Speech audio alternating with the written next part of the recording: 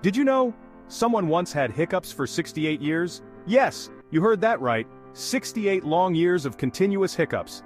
It sounds like something out of a bizarre medical mystery, but it's true. Charles Osborne holds the world record for the longest hiccup spree in history. Born in 1894, Charles was an ordinary man living an extraordinary life due to an unusual condition. He started hiccuping in 1922 and kept going until 1990. That's 430 million hiccups. Imagine the persistence and patience it must have taken to live with such a condition for nearly 7 decades. Doctors think a small injury triggered it, but they couldn't find a cure.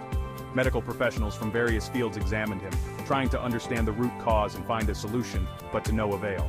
The exact reason behind his hiccups remained a mystery. Imagine trying everything, holding your breath, drinking water upside down, but nothing worked. Charles tried countless home remedies and medical treatments, but nothing seemed to provide relief. His story became a testament to human resilience and the unpredictability of